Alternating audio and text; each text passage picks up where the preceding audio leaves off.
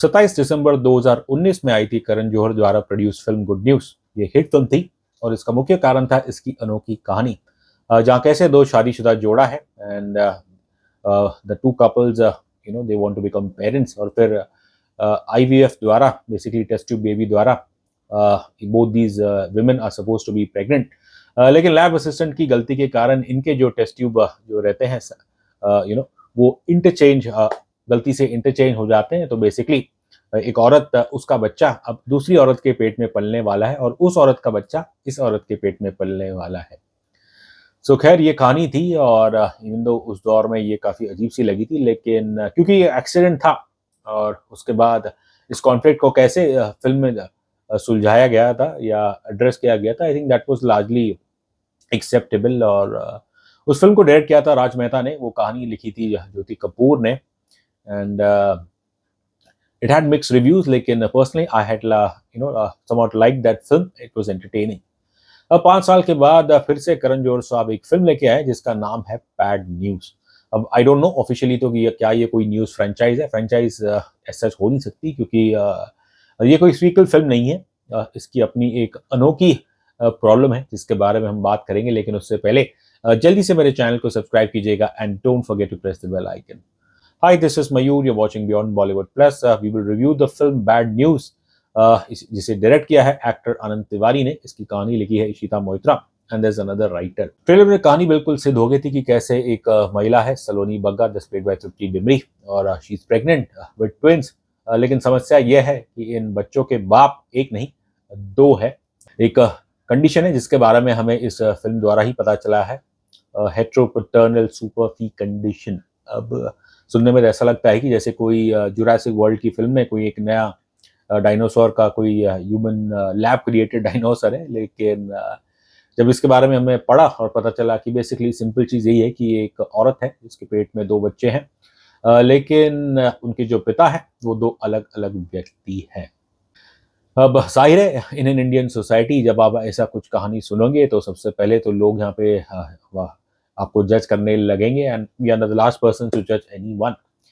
लेकिन ट्रेलर आने के बाद मुझे एक चिंता थी कि भाई ये विषय जो है, आप अनलाइक गुड न्यूज़ जो कि एक एक्सीडेंट के द्वारा एक कॉन्फ्लिक्ट क्रिएट हुई थी, और लेकिन इस सिचुएशन में क्या आप इसे ह्यूमर द्वारा कह सकते हैं? I to be honest I was really sceptical about this from the beginning.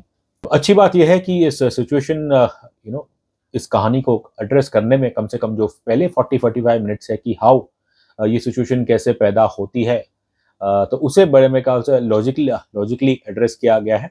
लेकिन उसके बाद इस फिल्म का जो नरेटिव है, जो स्क्रीन प्ले है, वो बिल्कुल मुझे लगा काफ़ी कमज़ोर लगता है।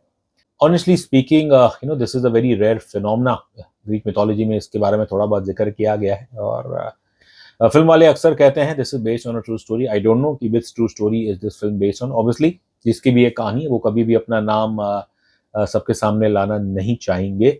एक चीज़ मैं यहाँ पे कहना चाहूँगा कि इसी सिचुएशन में one woman pregnant with twins and 2 fathers, यही कॉन्सेप्ट हाल ही में नेटफ्लिक्स में एक ब्राज़ीलियन सीरीज़ आया था।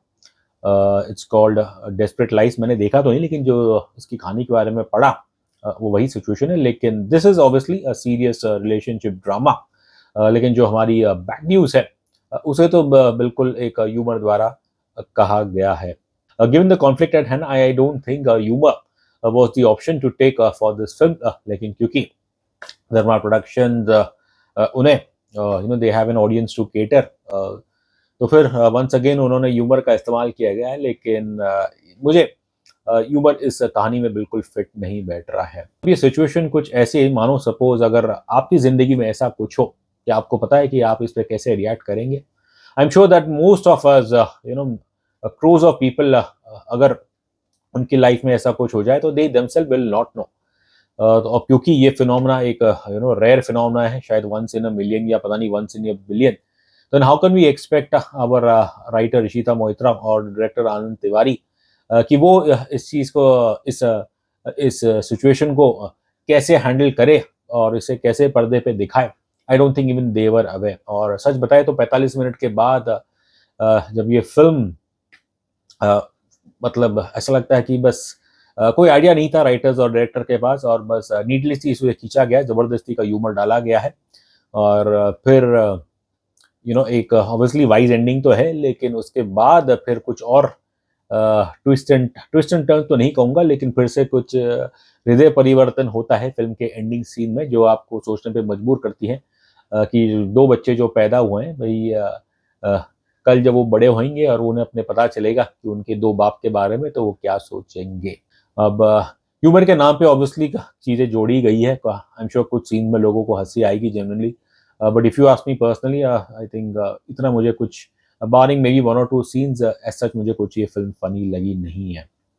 करण जौहर साहब हाल ही में उन्होंने एक बड़ा अच्छा बयान दिया कि जब उन्होंने किसी एक्टर के बारे में ज़िक्र किया, नाम नहीं लिया, कि आजकल जो लोग 35 करोड़ रुपए लेते हैं, लेकिन वो ओपनिंग 3 साढ़े 3 करोड़ की ही देते हैं। ये बात बिल्कुल सत्य है, लेकिन यहाँ पे एक और जोड़ना चाहूँगा, बात यहाँ पे पैसा किसी की फ़ीस की नहीं है। कोई बंदा 2 करोड़ ले या 30 करोड़ ले या 50 या 100 करोड़ ले, लेकिन सबसे इम्पोर्टेंट एक फ़िल्म के लिए रहता है उसकी कहानी, उसकी राइटिंग एंड डायरेक्शन। जब उसी के अंदर आपका कुछ पकड़ खास नहीं हो, तो मुझे नहीं लगता कि आप कोई बड़े सुपरस्टार को ले आइए या फिर कोई युवा एक्टर को, और अगर आपकी कहानी कमज़ोर है, स्क्रीन प्ले इतना दमदार नहीं है, तो फिर वो फ़िल्म मेरे ख़्याल से वो इतना कुछ उसका फ्यूचर नहीं होने वाला है। अभिनय की बात करूँ तो विकी कौशल ही is one of my favourites, और इस कैरेक्टर की अगर मैं बात करूँ, अखिल चड्ढा दिल्ली वाला है। इसकी चाप की दुकान है, वही इसका धंधा है, और शुरू में ही इसे बस ये लड़की मिलती है सलोनी बग्गा, और दोनों को एक दूसरे से प्यार हो जाता है, जल्द इनकी शादी हो जाती है। फिर आगे क्या होता है वो आप देखिएगा फिल्म में। ये जो कैरेक्टर है कहीं न कहीं थोड़ा मुझे ऐसा लगा, it's like a distant cousin of Vicky Kaushal's Punjabi DJ character in in the film Manmarziyaan. Vicky Kaushal की आप करियर देखें तो धर्मा के साथ ये उनकी 4th, बल्कि मैं कहूँगा 4th and the half association है, और अब तक उन्होंने जो भी काम किया है धर्मा के साथ, आई थिंक देयर वाज़ राज़ी, फिर आई थी आपकी there was Govinda Naam Mera, there was also love stories, and then there was Bhoot haunted ship, that was again produced by Dharma productions. और इन सभी फ़िल्मों में देखें तो एक जो कॉमन थ्रेड लगता है कि कैसे विकी कौशल के कैरेक्टर्स, जो उनकी निजी ज़िंदगी होती है, वो इतनी स्टेबल नहीं होती, उसके अंदर दुःख दर्द रहता है। अब चाहे आप you start with love stories, जहाँ उन्हें एक नॉविस बताया बेडरूम में, और फिर राज़ी में तो उनकी पत्नी ही उन्हें मार देती है, एंड फिर गोविंदा नाम मेरा में उनकी पत्नी प्लेड बाय भूमि पेडनेकर, वो उनसे डिवोर्स चाहती है, 2 करोड़ रुपए माँगती है। और भूत द हॉन्टेड शिप में तो जो उनकी पत्नी थी, that's what played again by Bhumi Pednekar, वो तो एक डेड थी। तो कहीं न कहीं ऐसा सोचने पे आपको मजबूर करता है कि क्या करण जौहर साहब जो विकी कौशल का जो सिनेमैटिक निजी जीवन है, उसे कभी वो सुखमयी देखना नहीं चाहते। खैर मज़ाक बहुत हो गया, लेकिन इस फ़िल्म में बैड न्यूज़ में विकी कौशल की परफ़ॉर्मेंस को लेके मुझे कोई प्रॉब्लम नहीं है। आप उन्हें जो कैरेक्टर दीजिए, जैसा उन्हें बिहेव करना है, बॉडी लैंग्वेज हो, वो सभी चीज़ में सक्षम है। यहाँ वंस अगेन मैं कहूँगा कि इन टर्म्स ऑफ स्क्रीन प्ले या फिर राइटिंग, वहाँ ये फ़िल्म मार खाती है, और विकी का इसमें एज़ सच कोई फ़ॉल्ट नहीं है। And I would say the same thing for Tripti Dimri, who is one of the brightest young talents. I would say she is an outstanding talent. कला और बुलबुल, लैला मजनू जैसी फ़िल्मों में उन्होंने कमाल का काम किया है, और अब पिछले साल एनिमल आई थी, एनिमल में भी उनका काम अच्छा था, और लेकिन इन पिछली 2 फ़िल्मों में अब देखें, एनिमल और अब बैड न्यूज़, तृप्ति डिमरी ऑब्वियसली काफ़ी मेरे ख़्याल से अपने आप को एक्सप्रेस कर रही है, not just in terms of her talent but also in terms of her physicality. अब इस चीज़ को लेके लोगों की अपनी-अपनी अलग राय रहेगी, लेकिन वंस अगेन मुझे तृप्ति की परफ़ॉर्मेंस यहाँ पे उसमें कोई एज़ सच कमी लगी नहीं है। Amritpal Singh, not the controversial Amritpal, Amritpal Singh is basically he is also known as Ammy Virk in Punjabi cinema. ये उनकी हिंदी फ़िल्म शायद पहली बार कर रहे हैं। इनकी भी परफ़ॉर्मेंस अगर मैं कहूँ तो इतनी कोई बुरी नहीं है। इनका जो कैरेक्टर है गुरबीर पन्नू, अब कहने के लिए तो ये शुरू में बताते हैं कि इसके पास बहुत दिमाग है, लेकिन जिस अंदाज़ में इस कैरेक्टर को पोर्ट्रे किया गया, कहीं न कहीं ऐसा लगता है कि kind of a stereotypes of C characters from the past, पूरी तरह से तो नहीं, लेकिन आप सोचिए कि एक सिख कैरेक्टर है जो मुसूरी में रहता है, और होटल का वो मैनेजर है, लेकिन जब जहाँ आती है बात करने के लिए उसे सलोनी से, तो फिर अक्सर उसकी ज़बान फिसल जाती है। फ़िल्म का संगीत मैं कहूँ तो जो ओरिजिनल गाने हैं, हाँ, अब उनके अगर आप सुने म्यूज़िक की शुरुआत में वेस्टर्न ट्यून्स है, और तब आपको वो इनिशियल ट्यून सुनते आपको ऐसा लगता है कि जैसे किसी विदेशी गाने से ये इंस्पायर्ड है, और फिर उसके अंदर अपना एक देसी तड़का दिया गया है। और फ़िल्म की जो सबसे अच्छी बात है बस कि जब वो ख़त्म होती है उसके बाद फिर जो तौबा तौबा गाना जिसका which has become a viral sensation, और जो डांस मखमली डांस यहाँ पे विकी कौशल ने किया है, वो जताता है कि ना सिर्फ़ वो एक बेहतरीन एक्टर है, लेकिन अगर उन्हें सही कोरियोग्राफी दिए जाए तो वो डांस से भी अपने कमाल कर सकते हैं। अब दुर्भाग्य से यही है कि जब स्टोरी भले इसके अंदर एक यूनिकनेस था, लेकिन ये जो सीरियस स्टोरी थी आई डोंट थिंक इसे ह्यूमर द्वारा कहने की ज़रूरत थी।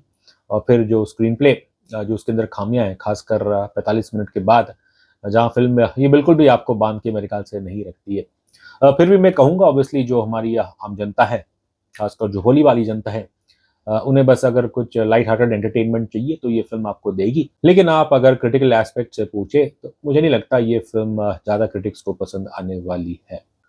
जहाँ रही बात रेटिंग की, तो मैं देता हूँ इस फ़िल्म को 5 में से केवल 1.5 स्टार्स।